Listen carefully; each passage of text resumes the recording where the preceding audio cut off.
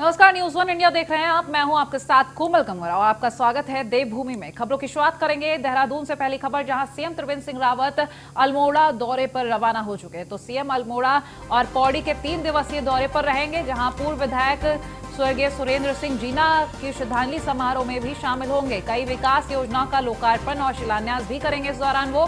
साथ ही साथ कार्यकर्ताओं के साथ बैठक के बाद सीएम पत्रकारों से बातचीत भी करेंगे। तो ये 3 दिवसीय दौरा शुरू हो चुका है, जहां सीएम त्रिवेंद्र सिंह रावत अल्मोड़ा दौरे पर है। साथ ही हम आपको ये भी बता दें, पूर्व विधायक स्वर्गीय सुरेंद्र सिंह जीना को श्रद्धांजलि भी देंगे।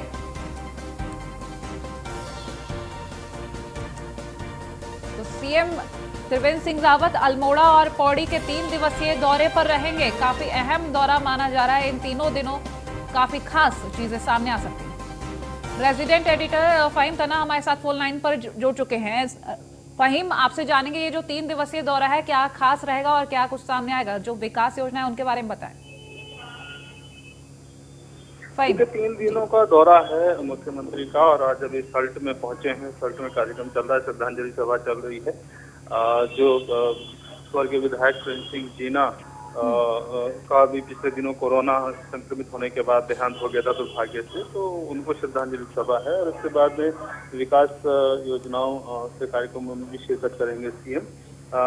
रात्रि विश्राम आज अल्मोड़ा में ही रहेगा और कल भी सीएम अल्मोड़ा में कुछ कार्यक्रमों में शामिल होंगे। इसमें विकास योजनाओं का लोकार्पण है, शिलान्यास है और जो समीक्षा है वो भी होनी है। और उसके बाद कल दोपहर के बाद फिर पौड़ी जाएंगे सीएम। तो अभी 3 दिन में 2 जिलों का मुख्य तौर पर है। इसमें अल्मोड़ा जनपद होगा और पौड़ी जनपद है। और यहाँ पर विकास कार्यों के शिलान्यास होंगे, लोकार्पण होंगे जो योजनाएं पूरी हो चुकी हैं, और विभागीय समीक्षा बैठकें होंगी और कार्यकर्ताओं के साथ मुलाकात होंगी और जो निर्माण कार्य हैं उनकी साइट विजिट भी है। इस तरीके से दौरा है मुख्यमंत्री का। और आने वाले दिनों में भी और कुछ जिले जो भी छूटे हैं उनमें भी सीएम का दौरा देखने को मिलेगा। ठीक है, बहुत शुक्रिया फहीम। तो सीएम त्रिवेंद्र सिंह रावत का ये 3 दिवसीय दौरा रहेगा। अल्मोड़ा और पौड़ी के लिए पूर्व विधायक स्वर्गीय सुरेंद्र जीना को श्रद्धांजलि देंगे। कई विकास योजनाओं का लोकार्पण और शिलान्यास भी करेंगे सीएम।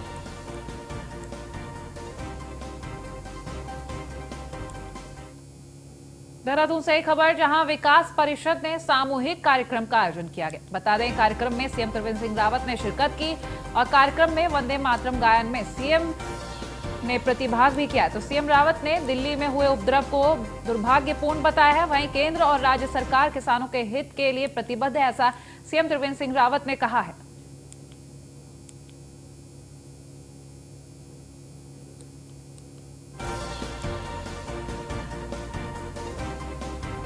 तो देहरादून से एक खबर हम आपको बता रहे हैं, विकास परिषद ने सामूहिक कार्यक्रम का आयोजन किया, जहां वंदे मातरम गायन में सीएम ने अपनी प्रतिभागिता दिखाई। साथ ही उन्होंने दिल्ली में हुए गणतंत्र दिवस पर जो हुड़दंग है उसको दुर्घटनापूर्ण बताया। साथ ही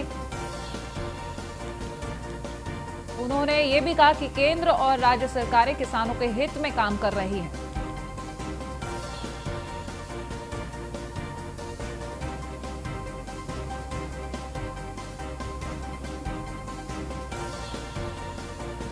कार्यक्रम में वंदे मातरम गायन का भी आयोजन किया गया था, जहां सीएम त्रिवेंद्र सिंह रावत ने उसमें प्रतिभाग लिया और साथ ही उन्होंने जो दिल्ली में उपद्रव हुआ उसको दुर्भाग्यपूर्ण बताते हुए कहा कि केंद्र और राज्य सरकारें किसानों के हित में है।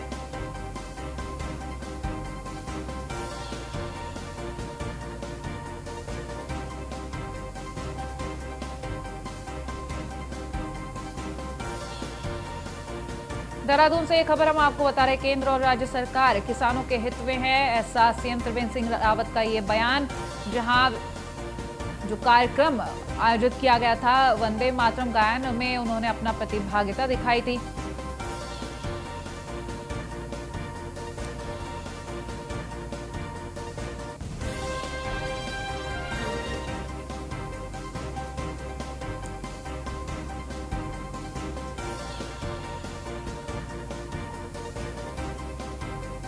विकास परिषद की तरफ से ये कार्यक्रम आयोजित किया गया था, सामूहिक कार्यक्रम था, जहां वंदे मातरम गायन का भी आयोजन किया गया। सीएम त्रिवेंद्र सिंह रावत ने इसमें अपनी प्रतिभागिता दिखाई। साथ ही उन्होंने दिल्ली में हुए उपद्रव को दुर्भाग्यपूर्ण बताते हुए कहा कि केंद्र और राज्य सरकार किसानों के हित में है, हमेशा किसानों के हित के लिए प्रतिबद्ध है केंद्र और राज्य सरकार।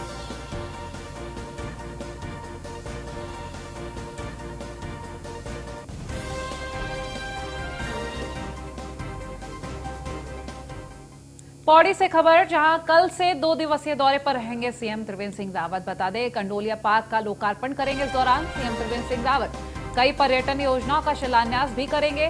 वहीं सीएम त्रिवेंद्र सिंह रावत 29 जनवरी को चेरी ब्लॉसम के वृक्षों का रोपण करेंगे सीएम। तो कई अहम ऐसी परियोजनाएं हैं जो इस दौरान उनका शिलान्यास और लोकार्पण किया जाएगा। तो सीएम त्रिवेंद्र सिंह का जो है दौरा, 2 दिवसीय दौरा पौड़ी का कल से शुरू हो रहा है। तो इस दौरान तमाम तरीके की जो व्यवस्थाएं हैं सीएम के दौरे को लेकर, उनकी जो है जिलाधिकारी ने जायजा भी लिया है। डीएम ने अधिकारियों को समय पर काम पूरे कराने के निर्देश भी दिए हैं।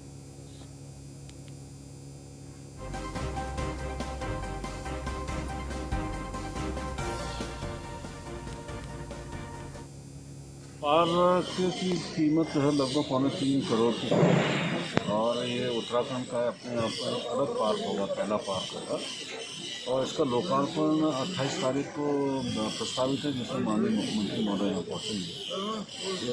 इस पार्क के लोकार्पण के अतिरिक्त पौड़ी जनपद में टूरिज्म को प्रमोट करने के लिए भी जितनी भी एक्टिविटीज़ हम लोगों ने की है और करने जा रहे हैं भविष्य में, उनका शिलान्यास यहाँ से किया जाएगा। जैसे उदाहरण के तौर पे जो सामुदायिक सहभागिता पर आधारित पर्यटन को बढ़ावा देने के लिए जो हमने चित्तू में बासा बनाया था, तो उसका बासा 2 हम वहाँ पे बना रहे हैं, जो गढ़वाली शैली में।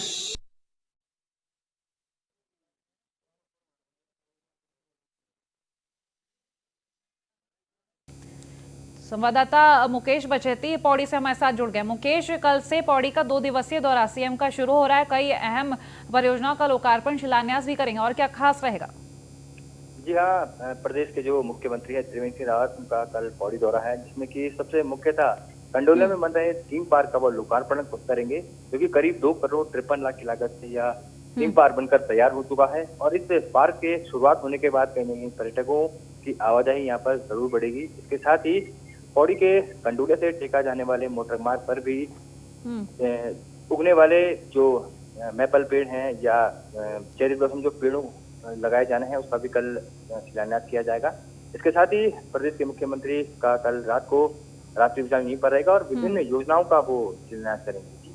ठीक है, बहुत शुक्रिया मुकेश।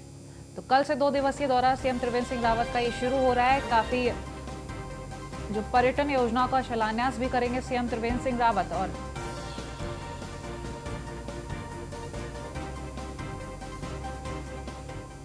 और हरिद्वार पहुंचे पूर्व मुख्यमंत्री हरीश रावत। हर की पौड़ी में पहुंचकर गंगा पूजन किया है और अखाड़ों में जाकर साधु संतों से मुलाकात की है। तो हरीश रावत का केंद्र और राज्य सरकार पर आरोप भी सामने आया, जहां उन्होंने कुंभ मेले की उपेक्षा को लेकर ये आरोप लगाए हैं।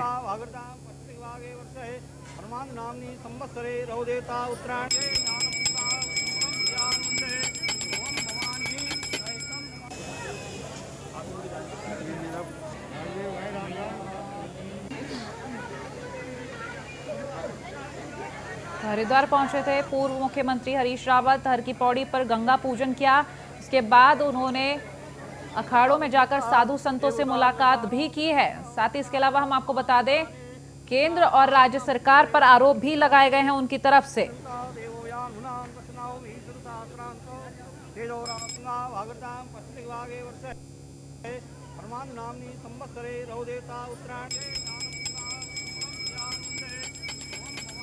संवाददाता सुमित सैनी इस वक्त हमारे साथ फोन लाइन पर जुड़ गए हैं।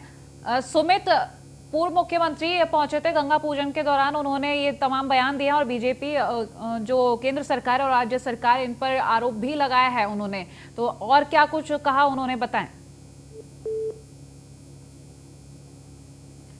सुमित, शायद यहाँ संपर्क टूट गया सुमित से, लेकिन हम आपको ये खबर बता रहे हैं, हर की पौड़ी पर पहुंचकर गंगा पूजन किया। एक बार फिर से सुमित हमारे साथ जुड़ गए। सुमित, गंगा पूजन के दौरान पूर्व मुख्यमंत्री ने केंद्र और राज्य सरकार पर आरोप लगाए, क्या कुछ कहा है उन्होंने? बिल्कुल, आज उत्तराखंड के पूर्व मुख्यमंत्री हरीश रावत यहाँ पर हरिद्वार पहुंचे। उन्होंने सर्वप्रथम यहाँ पे गंगा में पूजा अर्चना की। उसके बाद वो अखाड़ा भ्रमण पे निकले हैं, जहाँ संत समाज के लोगों से यहाँ पर मुलाकात करेंगे। कहीं ना कहीं कुंभ को लेकर उन्होंने राज्य सरकार और केंद्र सरकार पे एक बहुत बड़ा आरोप लगाया कि क्योंकि कुंभ की उपेक्षा की जा रही है। इस आरोप को लगाते हुए उन्होंने कहा कि लीपापोती के द्वारा कुंभ के जो निर्माण कार्य है, जो स्थायी निर्माण कार्य होने थे, उनको कहीं ना कहीं दरकिनार करके सिर्फ स्थायी कार्यों पर ही जोड़ दिया जा रहा है और कहीं ना कहीं जो स्थायी कार्य है वो भी संपूर्ण तरह से पूरे नहीं हो पाए। जी, अगर हम कुंभ के कामों को लेकर बात करें तो जो निर्माण कार्य और जो काम था जल्दी करने के निर्देश दिए गए थे, तो उनको लेकर क्या कुछ किया जा रहा है? बिल्कुल, कुंभ के जो कार्यों को लेकर जो स्थायी निर्माण थे, स्थायी निर्माण की तो संख्या वाकई में कम हो गई थी, लेकिन जो अस्थायी निर्माण थे उन निर्माणों पर लगातार कार्य चल रहा है। अभी उत्तराखंड के मुख्यमंत्री त्रिवेंद्र सिंह रावत भी दौरे पर पहुंचे थे। उन्होंने भी अधिकारियों को सीधा निर्देश दिए थे कि 31 जनवरी तक ये तमाम काम हो जाने चाहिए, क्योंकि कुंभ में अब समय नहीं रहा है। हालांकि अभी तक नोटिफिकेशन जारी नहीं हुआ है कुंभ का। 20 तारीख के आसपास, 20 फरवरी को नोटिफिकेशन जारी हो सकता है। उसमें 27 फरवरी से कुंभ सुचारू रूप से होगा। लेकिन कहीं ना कहीं अभी जो केंद्र सरकार ने जो एसओपी जारी की है महाकुंभ के लिए को लेकर, उसको लेकर अभी गहन मंथन चल रहा है राज्य सरकार का और अधिकारियों के साथ बैठक चल रही है, क्योंकि जो उसमें एसओपी के जरिए जो आने वाले श्रद्धालु हैं उनको कोविड के जो टेस्ट की नेगेटिव रिपोर्ट लेकर ही आना होगा। और कहीं ना कहीं जो मेला होगा तो मेले में जो प्रदर्शनी लगेगी उसको लेकर भी गहन मंथन चल रहा है कि किस तरह से इस एसओपी को जारी किया जाए। जी, ठीक है, बहुत शुक्रिया सुमित। तो हर की पौड़ी पहुंचकर गंगा पूजन किया है पूर्व मुख्यमंत्री हरीश रावत ने। तो देहरादून से खबर, जहां दिल्ली हिंसा पर कांग्रेस ने केंद्र सरकार का विरोध किया है। महानगर अध्यक्ष लालचंद शर्मा के नेतृत्व में प्रदर्शन किया गया। एशले हॉल चौक पर कांग्रेसियों ने प्रदर्शन करते हुए पुतला फूंका। तो कांग्रेसियों ने किसानों पर लाठीचार्ज का विरोध किया है, तो किसानों का समर्थन करते हैं, हिंसा का नहीं। लालचंद शर्मा का ये बयान सामने आया है कि किसानों का समर्थन करते हैं, हिंसा का नहीं। तो हिंसा पर कांग्रेस ने केंद्र सरकार का विरोध किया है।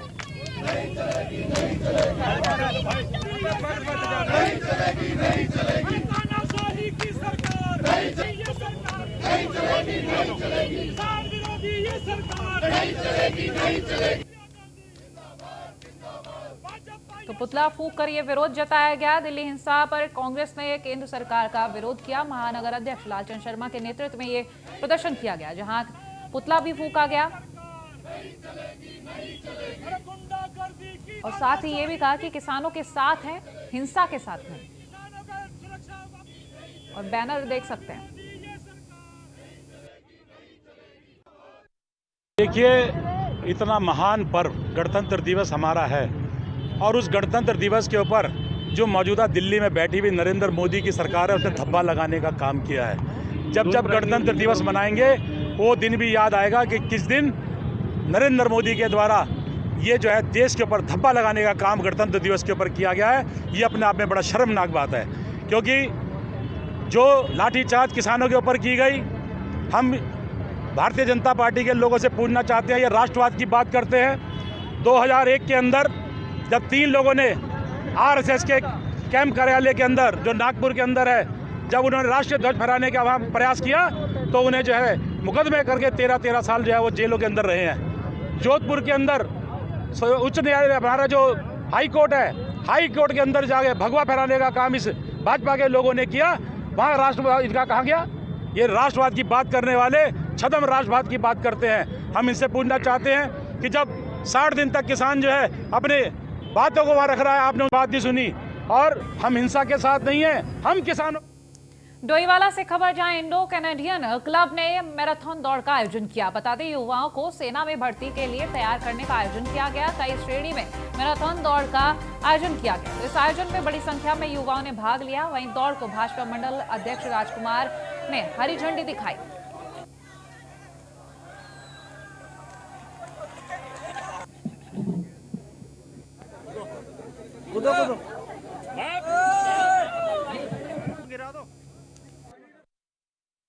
प्रकार के कार्यक्रम होते हैं, इसको बच्चों में एक अलग प्रकार का जुनून है। हमारे इस इलाके से कम भी 100-150 लड़के आर्मी में, पुलिस में भर्ती हो गए हैं जब से ये प्रोग्राम हमारे क्लब के द्वारा हो रहा है। तो बहुत ही उत्साह वाली बात है। बहुत जोश है बच्चों में, बहुत जोश है।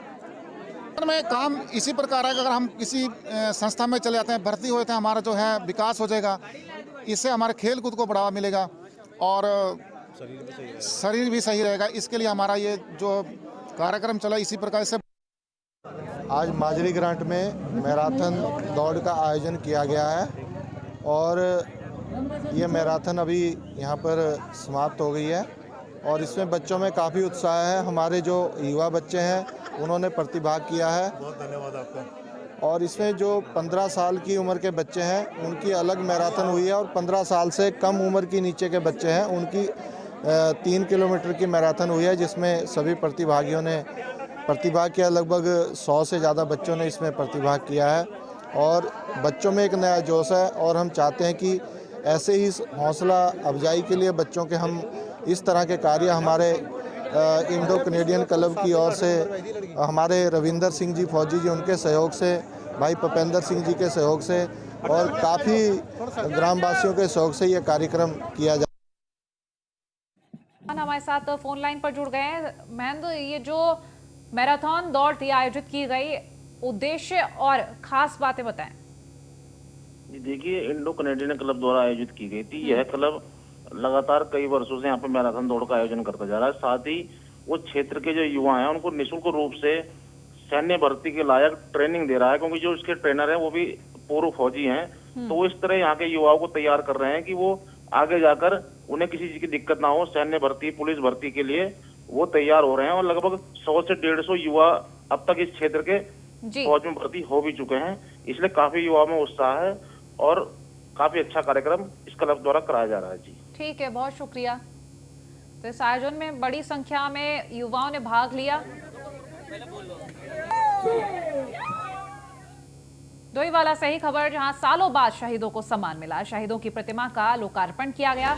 लच्छीवाला के प्राइमरी स्कूल में यह प्रतिमा बनाई गई। तो जम्मू कश्मीर के कुपवाड़ा में शहीद हुए थे दोनों जवान। परिवार के नगर पालिका का आभार भी जताया गया। परिवार ने आभार जताते हुए यहाँ पर ये तस्वीरें, वहीं जम्मू कश्मीर के कुपवाड़ा में शहीद हुए जवानों की लच्छीवाला में प्रतिमा बनाई गई है। तो ये प्रतिमाओं की तस्वीरें भी हम आपको दिखा रहे थे। स्थानीय ग्रामीणों की मांग पर नगर पालिका परिषद ने शहीद सुधीर क्षेत्री और धीरज थापा की ये प्रतिमा बनाई। बता दें कि पूर्व कैबिनेट मंत्री हीरा सिंह बिष्ट और नगर पालिका अध्यक्ष सुमित्रा मनवाल ने प्रतिमा का लोकार्पण किया। इस मौके पर मुख्यमंत्री के विशेष कार्य अधिकारी धीरेन्द्र सिंह पवार भी मौजूद रहे। क्षेत्र में नगर पालिका के चेयरमैन सुषमा मनवाल जी और बोर्ड ने प्रस्ताव करके यहाँ शहीदों के स्टैचू लगाने का एक बड़ा भारी ऐतिहासिक काम किया। हमको इससे प्रेरणा लेनी चाहिए। यह सीमाओं पर लच्छीवाला क्षेत्र पूरा सैनिक परिवारों से भरा हुआ है। बहुत शहादत देने वाले की बड़ी श्रृंखला थी, लेकिन एक ऐतिहासिक काम नगर पालिका ने किया कि अपने क्षेत्र के उन नौजवानों को जिन्होंने सीमा पर देश की शहादत दी, उनके 2 स्टैचू बनाकर एक चिरस्थायी यादगार बनाई। आने वाली पीढ़ी भी प्रेरणा लेती रहे। हमारे क्षेत्र के 2 शहीद सुधीर क्षेत्री और धीरज थापा, जिनको इस सम्मान मिला, सन 2002 और 2004 के शहीद आज अपने सम्मान को पाने के लिए देश पे अपनी जान न्यौछावर कर दी। प्रशांत है परिवारजन, मेरे द्वारा इस आवाज़ को उठाया गया। सभासद प्रतिनिधि होने के कारण मेरी मांग को नगर पालिका ने स्वीकार किया और आज अपने काम को अंजाम दिया कि 2 शहीदों का सम्मान। तो सबका आभारी हूँ। सब मेरे जो भी भाई मित्र जिसने साथ दिया है मेरे ने, आज मेरा ये सफल पाई है। गणतंत्र डे में उन्होंने मुझे आज एक इतना अच्छा अवसर मिला है मुझे कि जो मेरे भाइयों का सम्मान हो रहा है, शहीद भाइयों का सम्मान हो रहा है और शहीद हुए थे। और इनका जो बचपन लच्छीवाला में ही था, पढ़ा लिखा लच्छीवाला प्राइमरी स्कूल में था और जो स्मारक बनाया वो लच्छीवाला के स्कूल प्रांगण में बनाया। तो इससे अच्छी बात और क्या होगी हमारे परिवार के लिए कि जिन्होंने हमारे घर के सामने ही ये शहीद स्मारक जो बनाया गया है। तो इनका सबको धन्यवाद करता हूँ, नगर पालिका का धन्यवाद करता हूँ। खबर डोईवाला से ही, जहां देहरादून के सैन्य धाम को लेकर पूर्व सैनिकों की बैठक हुई। बता दें, सैनिकों ने प्रधानमंत्री और मुख्यमंत्री का आभार जताया। अर्धसैनिक संगठन की बैठक में सरकार का आभार जताया गया। तो शहीदों को उनकी याद में जो सैन्य धाम बनाया गया उसके लिए आभार जताया। पूर्व सैनिकों को प्रशस्ति पत्र देकर सम्मानित भी किया गया।